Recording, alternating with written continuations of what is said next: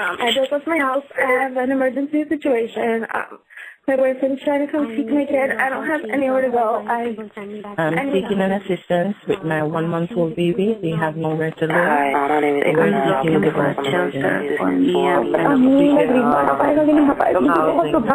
my name. Lady, I believe. I'm calling because I'm trying to see if possible.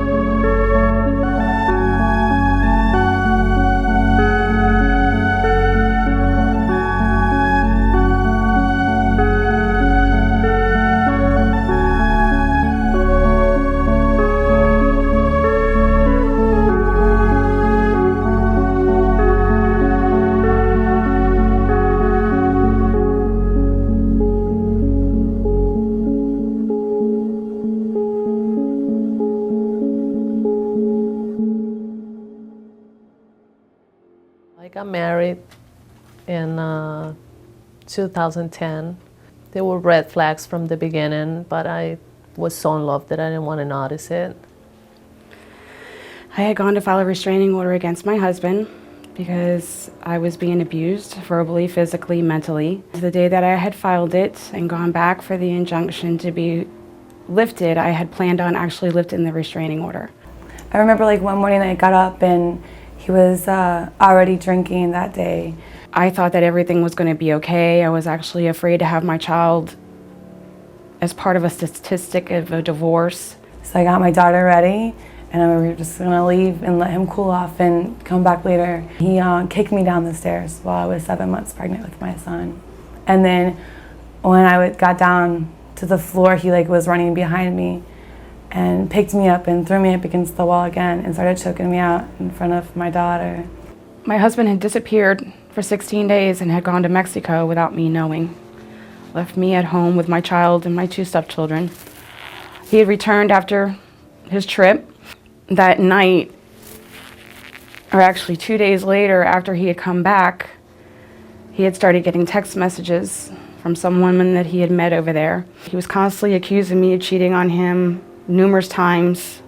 He actually became so enraged by me confronting him that he had taken me into the bedroom, forced me to have sex with him. He raped me.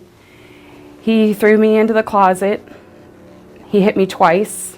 I had a busted lip while my son was screaming, "Don't hurt my mommy." At least in my case, I feel that it was my fault, and I felt that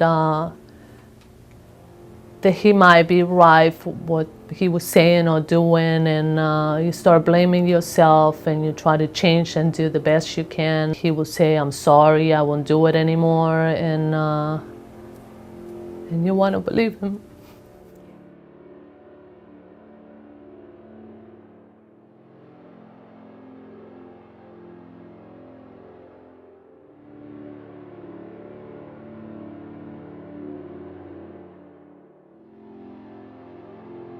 I had one incident. I was in California.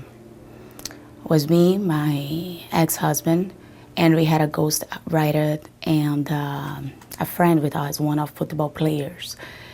And we are going to Woodside house, one of a couple friends. And I remember he asked me in the car, "Sabrina, I need to know if the guy that you dated in the past, you slept with him. I need to know that." And we all waited together for 2 years. And I was like, "Look, just kids, doesn't matter, was in my past." And he was in the car, asked me all the time, "I have to know that, because how you cannot tell me I'm your husband, I need to know everything." and I didn't know how to act, and I just, I don't want to tell if I kiss or in the date, and he wants to know details. With so much pressure that I say, yes, I did, and doesn't mean anything. And I remember he's pushed me in the bathroom, and I remember he's stroked me to the wall. And I remember, and I man punched my head. I man punching my head, and I just was apologizing. I didn't know. And I remember running to the room, and I saw bleeding all over the place. And it was the whole night. Vamos aumentar a ginástica, você vai abrir pra mim.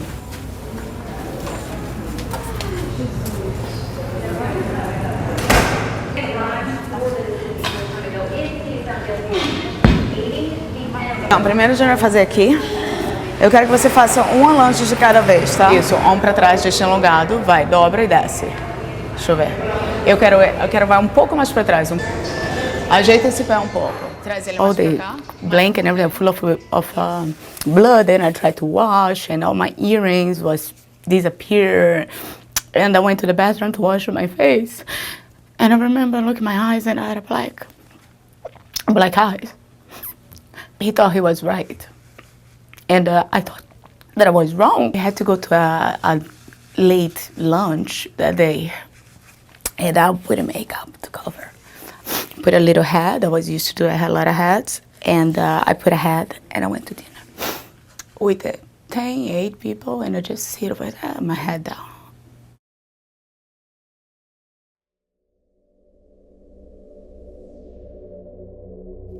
He made me believe that he was, if I wasn't with him, I have nothing.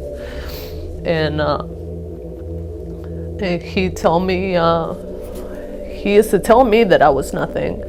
I thought I was doing something wrong. I really did. You believe that.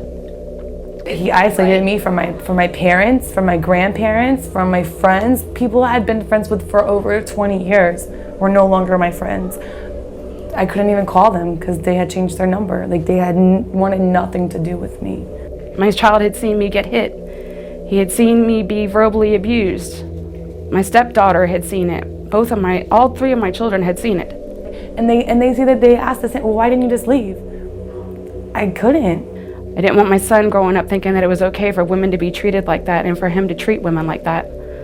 My mother was part of domestic violence.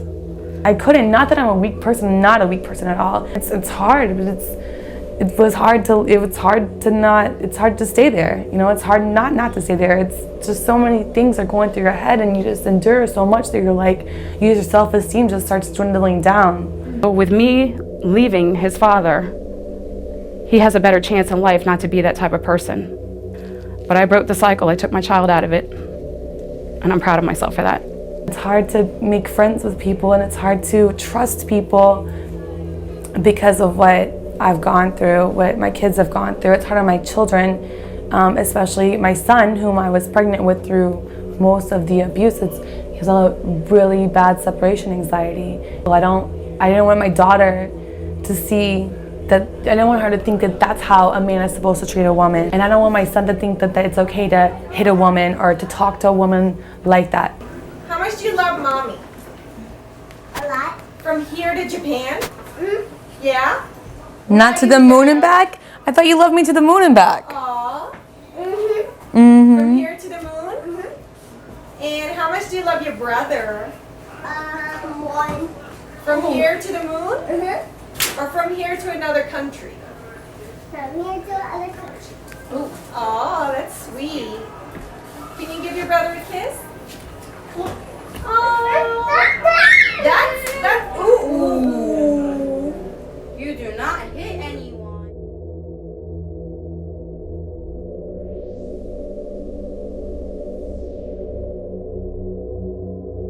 Yes, about 4.5 years ago, I had everything that a married couple wanted. We had the house, the new cars, good jobs, money coming in. Started looking at Facebook because my ex-wife showed a big interest in it, and picked up on it pretty quick. So quick that I was able to go into other messages that I shouldn't have been in, and found out that my ex-wife was messing around. Just one day, everything gets flipped upside down. She told me that it was time for us to go our separate ways, that she was taking Dylan, our son, with her. I kicked back in my lazy boy, started dozing off, and I was awakened by hands around my neck. She had a tight grip, and when I finally got them off, she had long nails. Scratched me all the way down to my chest. You know, I'm a man, I got upset. I knew that any reaction at that point was gonna take my son, away from me. My neighbor was outside with her little dogs. And when she saw me full of blood, she ran inside and got a frozen pack of peas, put them on my neck, and called 911. Cops show up, guess who comes running out of that house? My ex-wife. Cop asked me what happened. I told him. He asked her, and she said, yes, I did it. He's a fucking asshole. He doesn't deserve to live. He's not a man, and this and that and the other thing. The officer told me I'm gonna arrest her. I said, don't do that in front of my son. That's something that he can't see. No matter what bad he does, the lady did, or the person does. No child deserves to see that. The next day I got an injunction. Within that time, might I say, she was arrested 2 times for breaking that injunction.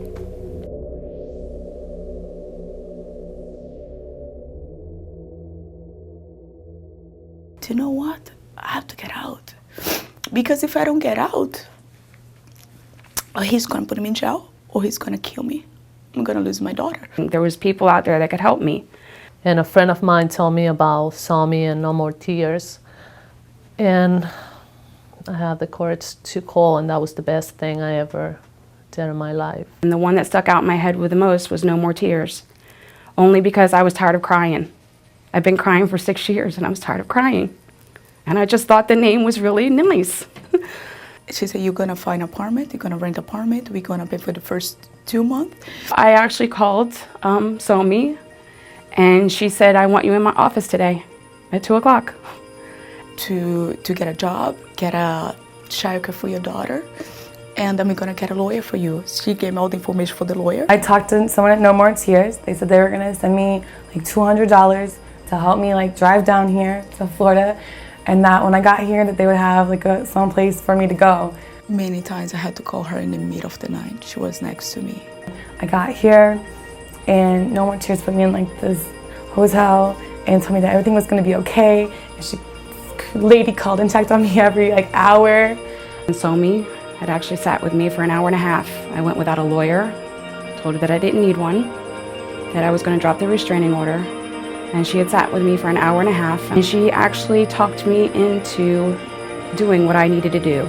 It was more of, I am gonna help you. We are gonna get you out of here. You don't have to take this. You don't have to be beaten on. It was almost like a relief, like somebody had actually opened my eyes finally to make me realize that I had been being abused. Now I'm gonna help her. I'm gonna put her in a hotel with your daughter, and I'm gonna help her all the way through. I decided I wanted to go to school. I found this awesome program that I wanted to be a phlebotomist. So No More Tears paid for me to go and become a phlebotomist. And I went to school. I got my dental assistant certificate. Found me a place to live, paid the security deposit and the first month's rent, and was very proud of me when I got a job. She made sure that, you know, my son was okay, and she sat and talked to me and helped me fill out paperwork and told me whatever I needed to do, that she was going to be there to help me through the steps, that she could do it. We could do it together. No More Tears has helped me out tremendously. If I need a phone call to talk to somebody, if it's her or one of her volunteers. Someone just encourages me, you know, it tells me everything's going to be okay.